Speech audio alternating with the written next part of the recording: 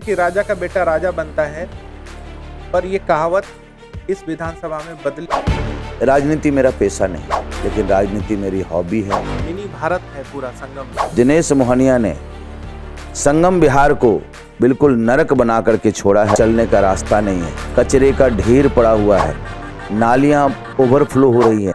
यहाँ के लोग पानी के लिए इतना जद्दोजहद करते हैं कि उसके लिए उनको जिम जाने की भी जरूरत नहीं, मजदूरी करके अपना जीवन यापन करते। उनको किस तरह से आप विश्वास दिलाएंगे कि आप उनके गरीब के मसीहा के रूप में काम आएंगे? कैंसर जैसे बीमारियों में लोगों का घर तक बर्बाद हो जाता है, और सुबह यदि कमा कर लाते हैं तो बेचारे शाम को भोजन नसीब होता है। कैसे विश्वास दिलाएंगे कि बाकी नेताओं से आप अलग हैं और उनके लिए आप काम करें? एशिया का सबसे बड़ा अनऑथराइज कॉलोनी यहाँ पे है। पानी की, सीवर की बहुत बड़ी समस्या है। लगाम नहीं है। प्राइवेट स्कूल अपने मनमानी फीस को बढ़ाए जा रहे हैं। मेरा प्रण है और संकल्प है, सबसे पहले इसी 4 मुद्दे पर हम काम करेंगे।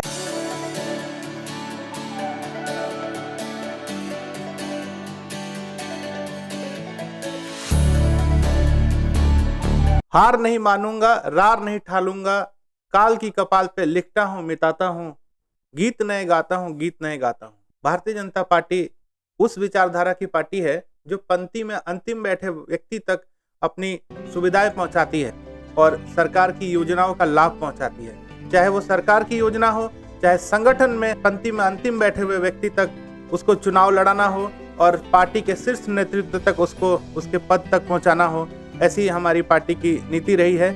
उसी के तहत ये जो हमारा संगम बिहार का विधानसभा का सीट है, इसमें पार्टी ने यहाँ हमारे प्रवासी प्रत्याशी बड़े भाई चंदन चौधरी जी को उम्मीदवार बनाया है, जो मेरे बड़े भाई भी हैं और भारतीय जनता पार्टी के बहुत गद्दावर नेता है, जमीनी स्तर से जुड़े हुए नेता है। यहाँ पे पूरा संगठन को खड़ा किया और आज प्रवासी होने के नाते सिर्फ नहीं बल्कि दिल्ली वासियों की भी आवाज बुलंद करते हुए, वैसे तो ये पूर्वांचल समाज से आते हैं पर प्रवासियों के बीच में इतनी इनकी पॉपुलैरिटी है कि इसके कारण इनको भारतीय जनता पार्टी ने यहां से चुनाव लड़ाने का फैसला लिया है। आज इतनी व्यस्तता के बाद भी इन्होंने हमें समय दिया है, इसके लिए मैं इनका बहुत बहुत धन्यवाद करता हूं और आपका मैं स्वागत करता हूं हमारे YouTube चैनल में। मैं चाहूंगा कि आप इसमें मुख्य क्या आपकी जो पॉइंट कहेंगे, वो मुख्य बिंदु क्या है जिसके ऊपर आप चुनाव लड़ रहे हैं इस विधानसभा में?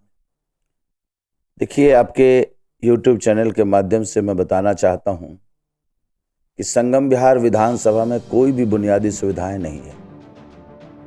चाहे वो पानी की सुविधा हो, चाहे वो चलने का रास्ता हो, चाहे वो शिक्षा की व्यवस्था हो, चाहे वो स्वास्थ्य की व्यवस्था हो, रोड की व्यवस्था हो, नाली की व्यवस्था हो, सीवरेज की व्यवस्था हो।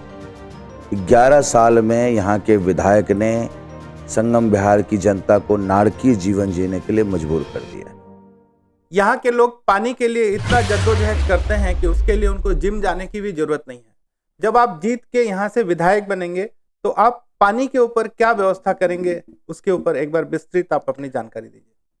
देखिए, सबसे पहली जो मेरी प्राथमिकता होगी वो घर घर तक पानी पहुंचाने की होगी। फिलहाल पानी जो है वो टैंकर माफियाओं के द्वारा और ट्यूबवेल माफियाओं के द्वारा जनता को पानी बेचा जाता है। मैं संकल्पित होकर के संगम बिहार की जनता से कहना चाहता हूं कि आप मुझे 5 तारीख को आशीर्वाद दीजिए और घर घर तक पानी पहुंचाने का काम आपका बेटा और ये भाई करेगा। ये जो संगम बिहार है, एशिया का सबसे बड़ा, जिसको कह सकते हैं हम लोग कि एक अनऑथराइज कॉलोनी यहाँ पे है। इसमें पानी की, सीवर की बहुत बड़ी समस्या है। लोगों का बहुत उम्मीद भी है आपसे, बहुत आशा भी है, क्योंकि अब तक जो यहाँ के विधायक थे उन्होंने उनकी सूद नहीं ली। गरीब तबके लोग हों, रेडी पटरी वाले हों, झुग्गी में रहने वाले लोग हों, उन तक आपकी एक बात पहुंचनी है और जो पहुंचनी चाहिए भी, इस YouTube चैनल के माध्यम से हो या आप घर घर जाके अपनी बात रख रहे हैं। मैं चाहूंगा कि उनको आप कैसे विश्वास दिलाएंगे कि बाकी नेताओं से आप अलग हैं और उनके लिए आप काम करेंगे? देखिए, आपको मैं बताना चाहता हूं कि मैं वर्तमान में निगम पार्षद हूं। निगम पार्षद का जो दायित्व होता है वो मैंने बखूबी निभाया। अपने 2 साल के कार्यकाल में पानी को छोड़ करके सारी बुनियादी सुविधाओं से अपने क्षेत्र को परिपूर्ण किया। पानी की भी जो सुविधा है वो पूर्ण रूपेण तो नहीं, लेकिन आंशिक रूप से टैंकर माफियाओं से छीन करके जल बोर्ड के अधिकारियों के द्वारा घर घर तक पहुंचाने का काम जरूर करते हैं। उसी ध्येय और निष्ठा से संगम बिहार की जनता को भी पहली प्राथमिकता लेकर पानी घर घर तक पहुंचाने का काम करेंगे और शुद्ध पानी पहुंचाने का काम। ये जो केजरीवाल ने अभी घोषणा की है 2100 रुपए की, पंजाब में भी इसने घोषणा की, पर अभी तक पंजाब में किसी महिलाओं को, किसी बहनों को 2100 रुपए का योजना का लाभ नहीं मिला है जी। पर हमें ये पता है कि हमारे प्रधानमंत्री श्री नरेंद्र मोदी जी जो कहते हैं वो करते हैं। 2500 रुपए का मदद देने का जो प्रधानमंत्री श्री नरेंद्र मोदी जी ने घोषणा किया है जी, तो उसके ऊपर आप क्या कहना चाहेंगे महिलाओं को? देखिए, प्रधानमंत्री जी और भारतीय जनता पार्टी की सरकार जो कहती है वो करती है। जैसे कि महाराष्ट्र में लाडली योजना, मध्य प्रदेश में लाडली योजना और अब राजस्थान में भी लाडली योजना के तहत माताओं बहनों को एक जन कल्याणकारी योजनाएं दी जाती है, राशि दी जाती है। यहाँ पे रहने वाले अधिकांश लोग जो हैं वो गरीब तबके के लोग हैं, जो ठेला लगाते हैं, रेडी पटरी पे अपना और मजदूरी करके अपना जीवन यापन करते हैं। यहाँ पे उनको किस तरह से आप विश्वास दिलाएंगे कि आप उनके गरीब के मसीहा के रूप में काम आएंगे? रात में, दिन में, जब भी कोई परेशानी में होगा या कोई उनको अगर उनके ऊपर कोई उत्पीड़न किया जाएगा, कोई मारा जाएगा, कोई पीटा जाएगा किसी को, तो उसके लिए आप किस तरह से उनकी रक्षा करेंगे और उनको किस तरह से आप, उसके बारे में आप थोड़ा सा बताइए। देखिए, मैं आपको बताना चाहता हूं कि मेरी कंस्टिट्यूएंसी में जिस दिन से मैं जीता, किसी भी चौराहे पर आवारा व्यक्ति या असामाजिक तत्व कहीं भी इर्द गिर्द घूम नहीं सकता है, क्योंकि मैं प्रशासन से सामंजस्य बैठा करके गश्त भी करवाता हूं और असामाजिक तत्वों की सूची बना करके उस पर रेड करवा करके उस पर दबिश भी दिलवाता हूं, जिसकी वजह से कहीं भी आज हमारे क्षेत्र में अप्रिय घटनाएं नहीं हो पा रही है। उसी प्रकार से जीतने के बाद संगम बिहार में भी अपने पुलिस प्रशासन के द्वारा बैठक करके एरिया को चिन्हित करके उस पर पिकेट लगवा करके, गश्त करवा करके, इस सब चीजों से संगम बिहार की जनता को निजात दिलाने की कोशिश करूं। यहाँ के जो वर्तमान विधायक हैं वो कहते हैं कि यहाँ संगम बिहार में विकास हुआ है, यहाँ पे सब कुछ ठीक है, तो क्या वो झूठ कहते हैं? किसी और विधानसभा की बात को उठा के कहते हैं? देखिए, इनके जो मुखिया हैं केजरीवाल, वो भी झूठ बोलते हैं और ये विधायक तो महा झूठा है, क्योंकि केजरीवाल ने कहा कि हम लंदन और पेरिस बना देंगे दिल्ली को, और दिनेश मोहनिया ने संगम बिहार को बिल्कुल नरक बना करके छोड़ा है। आप जा करके देखिए, वहां चलने का रास्ता नहीं है, बिल्कुल कचरे का ढेर पड़ा हुआ है, नालियां ओवरफ्लो हो रही हैं। इन सब चीज़ों से देखने को मिलता है कि इससे अच्छा तो हमारा गांव है, जहां चलने का रास्ता है, पीने का पानी है, शुद्ध हवा है और एक भाईचारा है। लेकिन संगम बिहार में ऐसी कोई भी बुनियादी सुविधा नहीं है जिसकी वजह से मोहनिया जी को इस बार जनता विश्वास करे।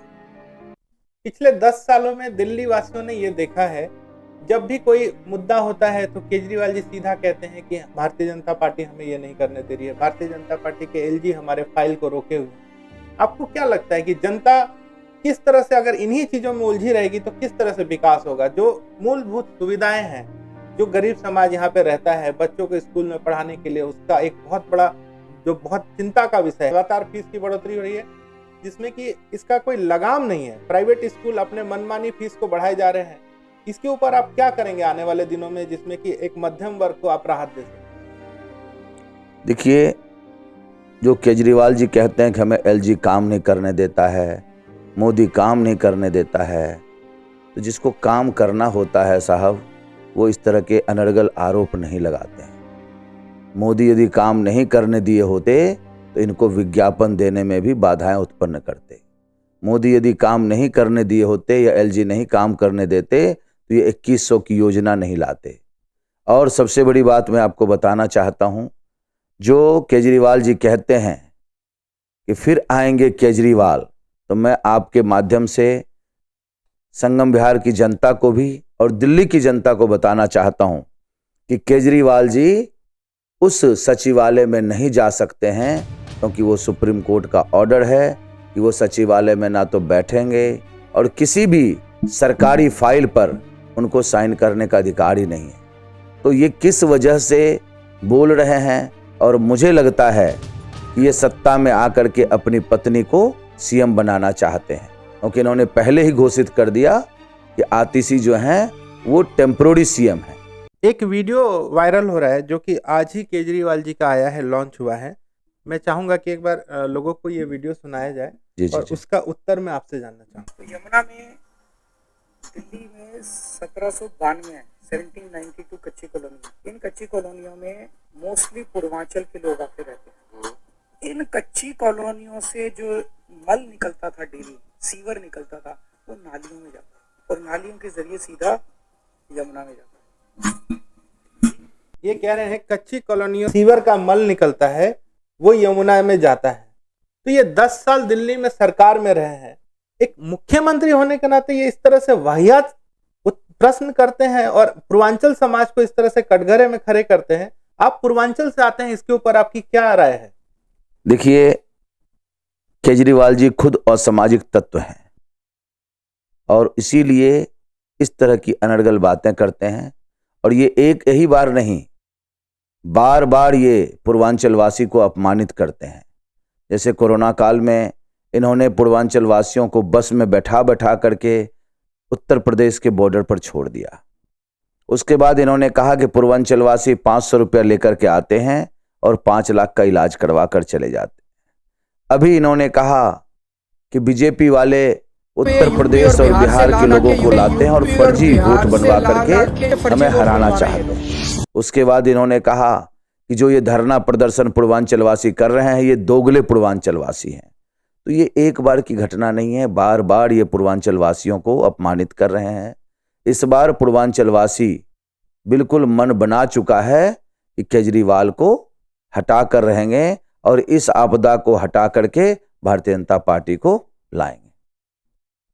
ये जो आपका जो विधानसभा का क्षेत्र है, काफी घनी आबादी का क्षेत्र है। जी बिल्कुल। यहाँ पे सड़कों का बड़ा समस्या रहता है, लोगों को एक दूसरे जगह में जाने में बड़ा समस्या रहता है। अगर पीक आवर की बात करें जी जी तो यहाँ से निकलना ही एक बहुत बड़ा जंग लड़ने के बराबर है। बिल्कुल। तो यहाँ के जनता की समस्या के लिए कोई आपका प्लान है आगे जब आप जीत के आएंगे तो? देखिए, हमारे पास बहुत अच्छा प्लान है कि जैसे ही रिजल्ट आएगा, ईश्वर की कृपा से विधायक बनता हूं, तो ये जो जाम की समस्या है कुछ ऑटो चालक की वजह से है।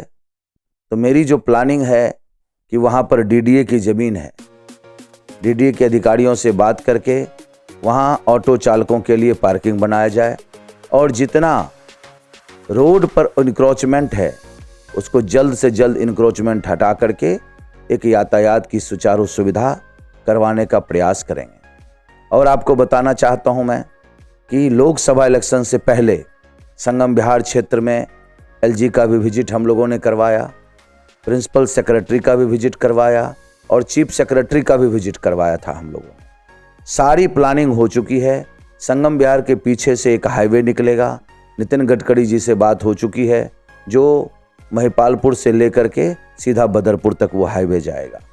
और उसके बाद एमबी रोड और पीछे के हाईवे से 2 से 3 कनेक्टिविटी ऐसी होगी जिससे कि संगम बिहार की जनता को जाम से निजात मिलेगा। वैसे तो भारतीय जनता पार्टी ने अपना घोषणा पत्र लॉन्च किया है जिसमें कि पूरे प्रदेश लेवल पे अपनी घोषणा की है भारतीय जनता पार्टी। जी। कुछ आपने ऐसा कोई विशेष घोषणा जो आपने अपने विधानसभा के अकॉर्डिंग किया हो, जिसमें आपने जो मुख्य जो आपकी समस्या है यहाँ पे, अगर उससे संबंधित कोई अगर आपने कुछ ऐसा प्लान बनाया हो जिसमें आने वाले 5 सालों में आप काम करेंगे, उसके बारे में जरा विस्तृत चर्चा करें। देखिए, क्षेत्रीय मुद्दे को लेकर के हमने भी अपना एक मैनिफेस्टो बनाया है जिसमें पहली प्राथमिकता जो हमारी है वो टोटी से पानी लाने का है। दूसरी प्राथमिकता हमारी शिक्षा के विषय पर है, जो हम नए स्कूल खुलवाएंगे। तीसरी प्राथमिकता है, कोई भी स्वास्थ्य केंद्र 11 साल में मोहनिया जी ने नहीं बनाया है। हम सबसे पहले तो जगह जगह डिस्पेंसरी बनाने का प्रयास करेंगे वार्ड वाइज, और उसके बाद एक बड़ा अस्पताल 200 बेड का बनवाने का हमारा प्लानिंग है, और उसको मैं करके रहूँगा। ये जो मोहल्ला क्लिनिक का केजरीवाल जो इतने बड़ा ढोल पीटते हैं, लेकिन जो बीमारियां होती है, जो गंभीर बीमारी है, जैसे कैंसर जैसे बीमारियों में लोगों का घर तक बर्बाद हो जाता है, खत्म हो जाता है, परिवार पूरा अस्त व्यस्त हो जाता है। स्वास्थ्य के विषय में मेरी जो प्लानिंग है कि 200 बेड का कम से कम हॉस्पिटल बनाया जाए, और संगम बिहार की जनता के लिए एक सौगात के रूप में उनको दिया जाए, क्योंकि संगम बिहार की जनता बहुत ही गरीब जनता है, दयनीय स्थिति में रहती है, रोजमर्रे की जिंदगी जीती है, और सुबह यदि कमा कर लाते हैं तो बेचारे शाम को भोजन नसीब होता है। इन सब चीज़ों को देखते हुए मेरा प्रण है और संकल्प है कि जैसे मैं जीत के आता हूं, सबसे पहले इसी 4 मुद्दे पर हम काम करेंगे, और ये सारी बुनियादी सुविधाएं अपने क्षेत्रवासी को सौगात के रूप में देंगे। युवाओं के लिए खेल का एक बहुत बड़ा समस्या है, क्योंकि गाँव में खेलने के लिए ग्राउंड होता है और उससे स्वास्थ्य की वृद्धि होती है, लेकिन यहाँ पे घर ही इतने नजदीक है, या इस तरह से कह सकते हैं कि यहाँ पे खेल का ग्राउंड नहीं है, कुछ भी नहीं है। तो खेल के विभाग में युवाओं के लिए आपका क्या योगदान? देखिए, ग्राउंड है, लेकिन वो डीडीए की जमीन है। जैसे ही मैं जीतूंगा, उस ग्राउंड को खेल परिसर में बदलने का प्रयास करूंगा, क्योंकि डबल इंजन की सरकार बनेगी। भारत में भी भारतीय जनता पार्टी की सरकार है, और दिल्ली में भी भारतीय जनता पार्टी की सरकार बनेगी, और खेल परिसर हम युवाओं के लिए बना करके दें। देखिए, मैं संगम बिहार की जनता से विनम्र निवेदन करना चाहता हूं कि वो 5 तारीख को भारी से भारी बहुमत से मुझे जिताएं, और एक बेटा और भाई चुनें, ना कि नेता चुनें। मैं सेवक के रूप में सारी बुनियादी सुविधाएं संगम बिहार की जनता को समर्पित करूं। संगम बिहार में व्यापारी वर्ग भी बहुत रहता है जी। उनके लिए भी एक चिंता का विषय है, क्योंकि जो सुरक्षा का समस्या है वो बहुत गंभीर समस्या है। आए दिन गोली चलना और मारपीट होना इस तरह से, और गाड़ियों का चोरी होना। कैमरा सीसीटीवी काम नहीं करता है। केजरीवाल जी बोले थे मैं सरकार में आऊँगा तो सीसीटीवी कैमरे लगवाऊंगा, एक भी कैमरा दिल्ली में काम नहीं कर रहा है। आप क्या करेंगे इसके ऊपर आने वाले दिनों में? आप व्यापारी वर्ग को किस तरह से सुरक्षा मुहैया करवाएंगे? देखिए, व्यापारी वर्ग के लिए संगम बिहार में बहुत ही ज़्यादा दुविधा है। व्यापारी वर्ग में एक रोष है, क्योंकि 5 साल से रतिया मार्ग रोड, मंगल बाजार रोड तोड़ करके मोहनिया जी ने छोड़ रखा है। कोई भी ऐसा रोड नहीं है जहां पर सुचारू ढंग से यातायात की सुविधा हो। इन सब चीज़ों को देखते हुए व्यापारी वर्ग का व्यापार बाधित हो रहा है। अब रही बात सुरक्षा के दृष्टिकोण से, तो आपको मैंने बताया कि पुलिस प्रशासन से बैठ करके बातचीत होगी, और योजनाबद्ध तरीके से उन लोगों के लिए सुरक्षा की व्यवस्था की जाए। एक कहावत है कि राजा का बेटा राजा बनता है, पर ये कहावत इस विधानसभा में बदली है, और एक गरीब की बेटा को भारतीय जनता पार्टी ने उम्मीदवार बनाया। तो आने वाले 5 फरवरी को यही हम आशा करेंगे कि जनता अधिक से अधिक अपना बहुमत अपने विकास के लिए दे, और भारतीय जनता पार्टी की सरकार बनाए, और यहाँ के उम्मीदवार चंदन चौधरी जी को भारी बहुमत से विजय दिलाए। मैं जानना चाहूँगा कि आप अपने बारे में थोड़ा बताएं कि आप किस तरह से आप भारतीय जनता पार्टी में, और क्या आपका जीवनी रहा है। लोगों को जो आपको पहली बार अगर मान लीजिए इस वीडियो के माध्यम से अगर देखे, वैसे तो आपको सब कोई जानता है इस विधानसभा में, लेकिन फिर भी अगर कोई पहली बार ही अगर आपका ये वीडियो देखे तो वो आपके बारे में जान सके, तो एक बार आप अपने बारे में थोड़ा बताएं। देखिए, आपके YouTube चैनल के माध्यम से मैं संगम बिहार की जनता को अपने बारे में थोड़ा सा बताना चाहता हूं कि मैं एक गांव से बिलोंग करता हूं। दिल्ली पढ़ने के लिए आया था, लेकिन परिस्थितिवश पढ़ाई छोड़नी पड़ी और अपने व्यापार में आना पड़ा।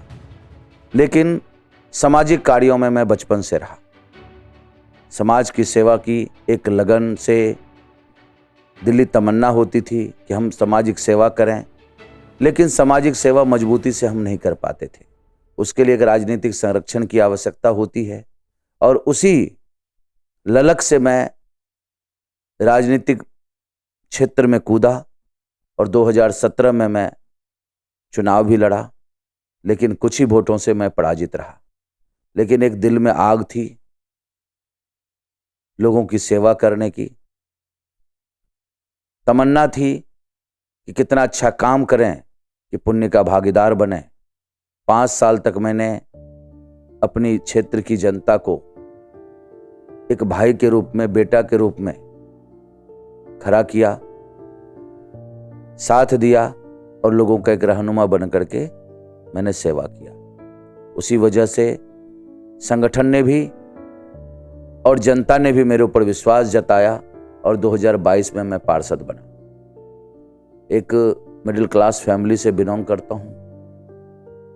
मैं कोई राजनीतिक पृष्ठभूमि से था नहीं, ना मेरे पिताजी राजनीति में थे और ना मेरा औलाद राजनीति में आएगा। लेकिन राजनीति मेरा पेशा नहीं है। पेशा तो मेरा व्यापार है, जिससे मेरा जीविकोपार्जन भी चलता है और अपना औलाद भी पलता है। लेकिन राजनीति मेरी हॉबी है और इसलिए है कि जनता की सेवा में जितना आनंद आता है उतना ही पुण्य का मैं भागीदार बनता हूं। दिन भर जितना मैं समाज की सेवा में अपने आप को लगाता हूं, अच्छी नींद भी आती है। और आज इसी कार्यशैली को देखते हुए हमारे शीर्ष नेतृत्व ने मुझे संगम बिहार की विधानसभा में प्रत्याशी बना करके भेजा जनता की सेवा के लिए। और मैं संगम बिहार की जनता से आग्रह करता हूं कि मुझे 5 तारीख को भारी से भारी मतों से विजयी बनाएं और संगम बिहार के लिए चौमुखी विकास का एक सपना देखें। तस्वीर और तकदीर दोनों बदलने का प्रयास करूंगा और एक संगम बिहार को नया संगम बिहार देने का प्रयास करूंगा। एक प्रश्न है, वैसे तो आप सभी समाज में बहुत पॉपुलर हैं और लोगों का प्यार आपको बहुत मिलता है, पर विशेष तौर पे एक जो पूर्वांचल वर्ग है दिल्ली में, पूर्वांचल वर्ग को टिकट देना भारतीय जनता पार्टी के द्वारा बहुत प्राइड की बात होती है। अगर हम आते हैं पूर्वांचल से और दिल्ली में आके रोजमर्रा की काम करते हैं, यहाँ पे पढ़ाई करने आते हैं, फिर अपना जीवन यहाँ पे यापन करने लगते हैं। जैसा आपने बताया, अभी चुनाव लड़के जब जीतेंगे तो आप अपने आप में किस तरह से इसको देखते हैं कि पूर्वांचल समाज को किस तरह से एक बहुत गौरवान्वित का क्षण है ये, तो उसमें आप पूर्वांचल के सभी भाइयों को क्या कहना चाहेंगे? दिल्ली के तमाम जो 70 विधानसभा में रहने वाले पूर्वांचल भाई हैं, उनको क्या आप मैसेज देना चाहेंगे? देखिए, पूर्वांचल वासी शुरू से ही एक विचारधारा के साथ जुड़ करके काम किया है। पूर्वांचल वासी भारतीय जनता पार्टी के पक्ष में शुरू से ही रहा है और भारतीय जनता पार्टी ही एक ऐसी पार्टी है जो पूर्वांचल वासियों को सम्मान देती है। लाल बिहारी तिवारी से लेकर के मेरे जैसे एक छोटे से कार्यकर्ता को टिकट देकर के भारतीय जनता पार्टी ने एक सम्मान दिया है। तो हमारा फर्ज बनता है कि 70 विधानसभाओं में जहां जहां भारतीय जनता पार्टी के उम्मीदवार हैं, सभी पूर्वांचल वासियों से आग्रह करता हूं, विनम्र निवेदन करता हूं, ये हमारे लिए सौभाग्य की बात है कि पूर्वांचल वासी को भारतीय जनता पार्टी इतनी प्रेम से इतना अच्छा सम्मान देती है। तो हमारा भी फर्ज बनता है कि सभी 70 विधानसभा में सभी पूर्वांचल वासी भारी से भारी मत दे करके भारतीय जनता पार्टी के प्रत्याशी को जिताएं और ज्यादा से ज्यादा भारतीय जनता पार्टी के द्वारा सम्मान पाएं। उसी क्रम में मैं भी संगम बिहार से प्रत्याशी बना। पूर्वांचल वासी ज्यादा लोग रहते हैं यहाँ पर, लेकिन यहाँ पर यदि मैं प्रत्याशी बना हूं तो मैं सिर्फ प्रवासी की वजह से बना हूं। यदि आज सम्मान मुझे मिला है तो सिर्फ प्रवासी के नाते मिला है और सेवा भी यदि मैं करूंगा तो सभी प्रवासियों की करूंगा, क्योंकि संगम बिहार में सभी प्रवासी रहते हैं और संगम बिहार की जनता के लिए मैं समर्पित भी था, समर्पित हूं और समर्पित रहूं। कहते हैं मिनी इंडिया यहाँ पे बसता है, मिनी भारत है पूरा संगम बिहार। आने वाले 5 फरवरी को जब मतदान होगी तो बहुत भारी बहुमत से चंदन चौधरी जी विजय होंगे यहाँ से और एक नई विजय की गाथा रची जाएगी। संगम बिहार की जनता से विनम्र निवेदन करता हूं कि 5 तारीख को पहले मतदान फिर जलपान का सूत्र लेकर के जाएं और भारी से भारी बहुमत से मुझे आशीर्वाद दें और एक विकास की रेखा तैयार करें और नया संगम विहार बनाने का संकल्प लें। बहुत बहुत धन्यवाद। बहुत बहुत धन्यवाद। मैं सभी क्षेत्रवासियों से यही कहना चाहूँगा, प्रवासियों से कहना चाहूँगा, दिल्ली वासियों से कहना चाहूँगा, पूर्वांचलियों से भी मैं कहना चाहूँगा कि बढ़ चढ़ के आप आइए और संगम विहार के विधानसभा में अपना योगदान दीजिए और भाई चंदन चौधरी जी को भारी बहुमत से विजय दिलाइए। बहुत बहुत धन्यवाद।